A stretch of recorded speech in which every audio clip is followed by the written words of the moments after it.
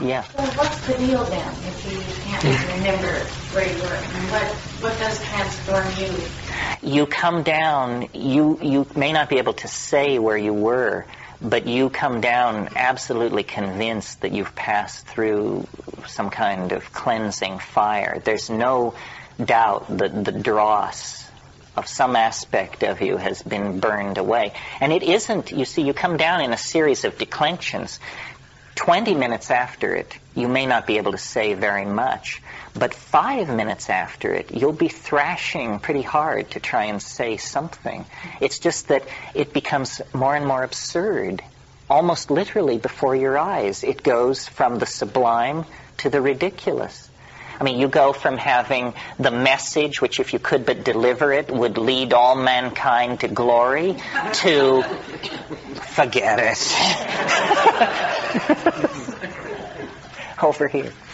The primitive cultures in the Amazon you were with, did they ever take ayahuasca as a group? And you mentioned before that a person, when they do it solely, has a song. Did they ever do it in a group where a group had a song? And I'm wondering what that might be. Yes, they did. There were songs that are culturally sanctioned icaros as well, that everybody knows, and then people develop their own icaros off of that. So, yeah, the people we were with, we would get together in groups of about 30, and I would say a third of the people would be there with a physical complaint of some sort, in other words, to be cured. A third would be there to learn, meaning to trip for tripping's sake. And a third would be there because it was the most interesting thing going on in the neighborhood, and they would just hang out. Would that be quite an experience of kind of like undeniable unity you all would experience at that time? We took it pretty much for granted, but considering how much trepidation I would have if I were to take ayahuasca with 30 of you chosen at random, we thought nothing of it, you know, and we were a pretty tight group. The shaman insisted that Kat and I move in with the village, that we were not to come and go from the little town nearby. And so we were part of things 24 hours a day for 5 weeks. And I love ayahuasca people. I think ayahuasqueros are unique people. They have a quality. You can hear it in their voice, actually, that they have attained some kind of authentic status of being that the rest of us are striving toward. Yeah. I'm just wondering about if you identify a difference between curing and healing. The people who were coming for cure were coming for physical cure, presumably. And healing you may have even while you're physically dying. True. I'm just trying to sort of see what you meant by cure. Well, these categories are not so rigid in the Amazon. For instance, a lot of what they think of as physical problems, we would think of as psychological problems. For instance, a big problem that a lot of Peruvians have is a disease called susto. But only Peruvians get susto. And what it is it's basically bad luck.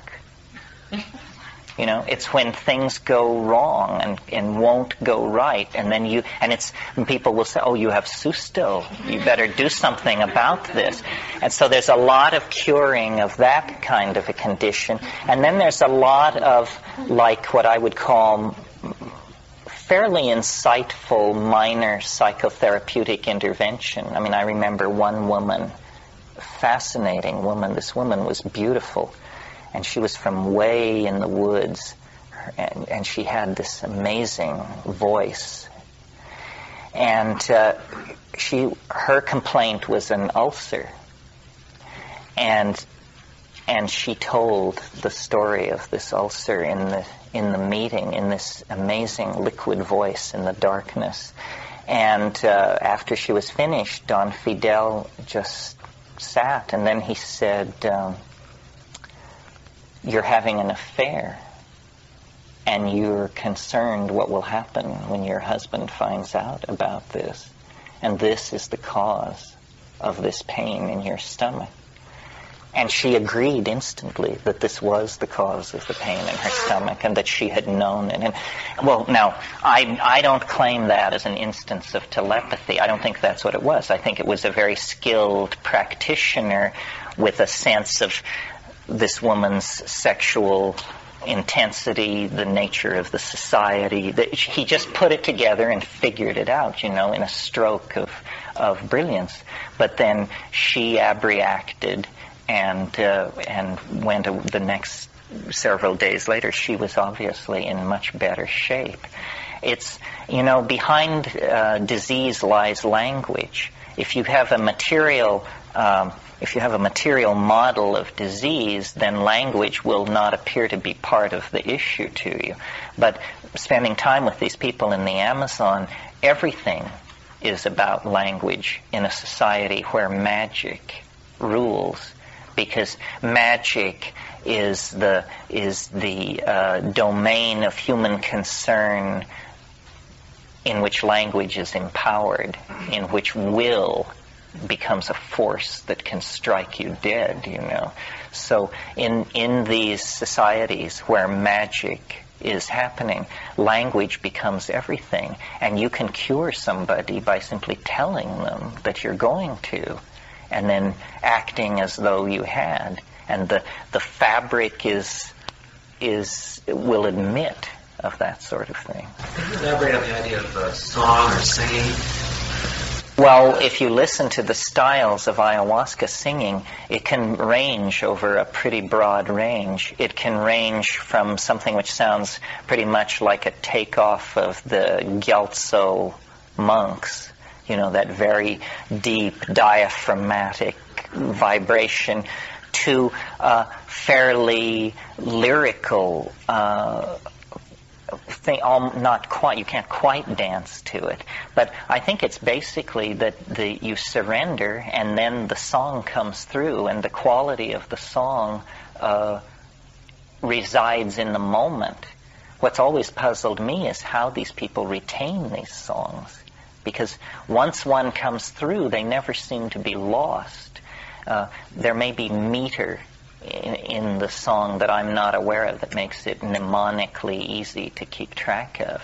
But I've heard incredible singing, and sometimes the singing is acknowledged to be incredible. I was in an ayahuasca circle once, and songs were sung, and this guy was there who nobody really knew, and he sang a song so amazing that the curing stopped, everything stopped, and the shaman just sat down across from this guy and said, "Teach me this song. We're not leaving till I learn this song." And they sat there till 6:30 in the morning, and he did learn the song, and it was incredible. I mean, even down, it seemed psychedelic. It seemed impossible. The liquid gliding, the strange language with these glottal stops, and then these liquid glissandos. It was impossible to imitate. That's why it took even the shaman hours to commit it. The ayahuasca, the composition? It depends on the area of the Amazon, but it is usually either Psychotria viridis, which is a small bush in the Rubiaceae related to coffee, or it's a near relative of Banisteriopsis caapi in the nearby genus Diploteris cabrerana. For some reason, all the genes that produce harmine in the other Banisteriopsis leonis produce DMT in that one. So it's the interplay between these two that controls the visions. Other questions? Yeah. You mentioned the Torah a couple times this morning. I was wondering if you thought of the effects of that, and if you had any things about administration or preparation or experience. Well, remember, I said this morning my interests are pretty tightly focused on this tryptamine thing. There are many, many altered states that are possible, and the datura is one of them that's plant-based, that's been traditionally utilized for magical purposes, but that doesn't seem to me very psychedelic. I also think you have to have a certain kind of personality to handle it. My experiments with it were not very happy, and the people around me who were experimenting with it were really getting out there. When I finally decided to put it behind me was when all this was going on in Nepal many years ago. And one day I was down in the market buying potatoes, and I met a friend of mine who also lived in the village, and he had been experimenting with Datura for many days. And in the course of our conversation, it came out that he thought we were in his apartment. And then I knew that, he had a serious breach with reality.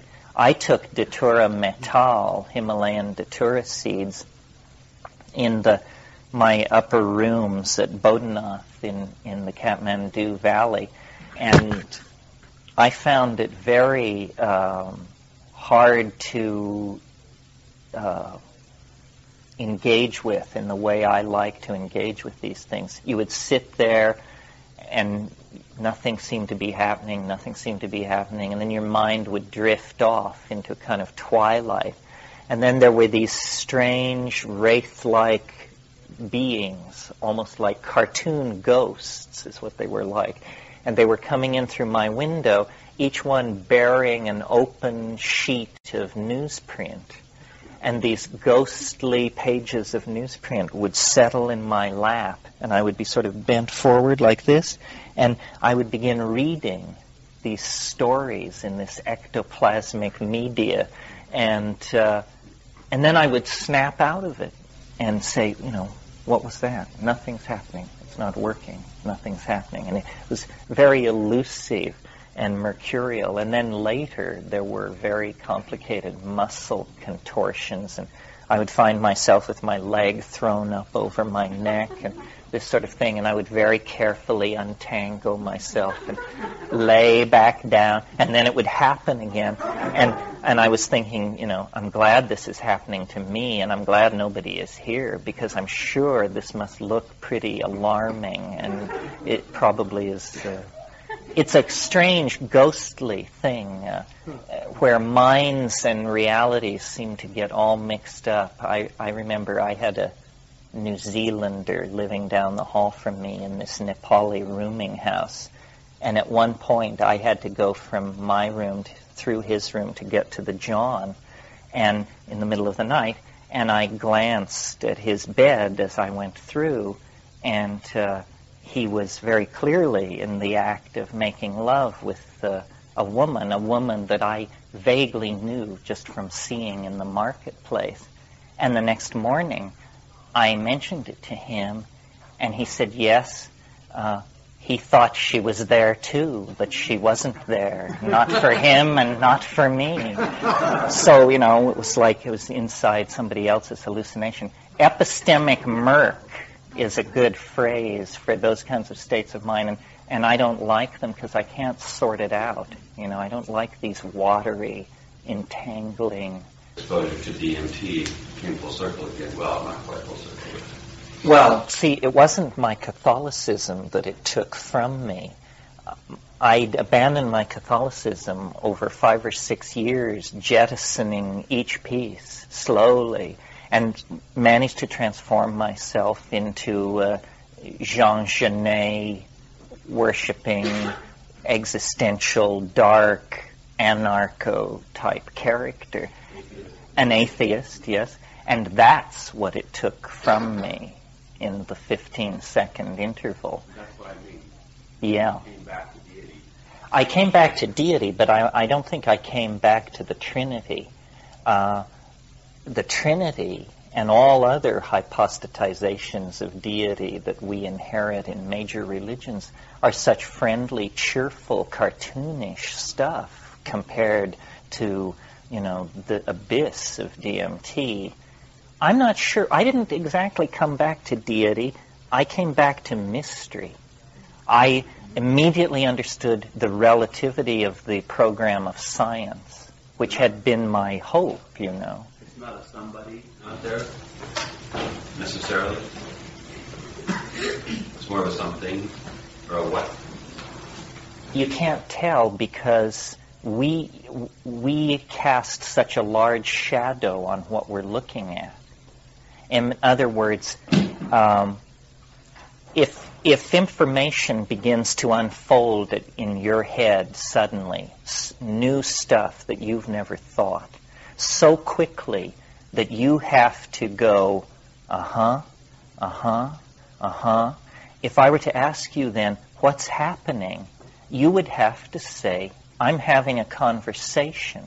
That's because the only thing you know to call a situation where you're being given new information that fast is a conversation. But maybe this isn't a conversation. Maybe this is accelerated learning that appears to be happening so fast that it's like a conversation. I also notice in myself a weird thing, which is the longer it's been since I've taken something, the more conservative my position will be.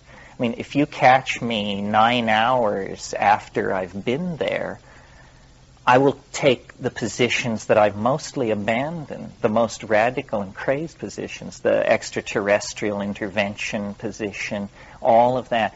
I keep trying to humanize it and to shrink its dimensions.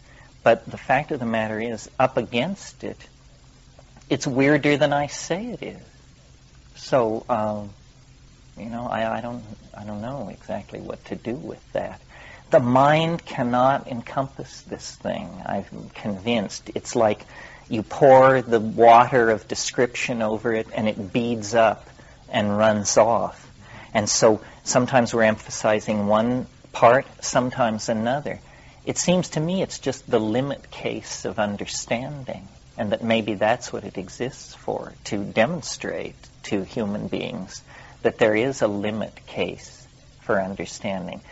For me, as a language person and an analytical rationalist and so forth and so on, it's just such an amazing experience to stand in the presence of the unspeakable and to see it.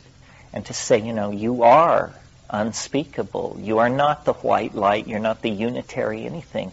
You are the unspeakable. And I can only encounter you in silence. But in silence, I encounter you 100%.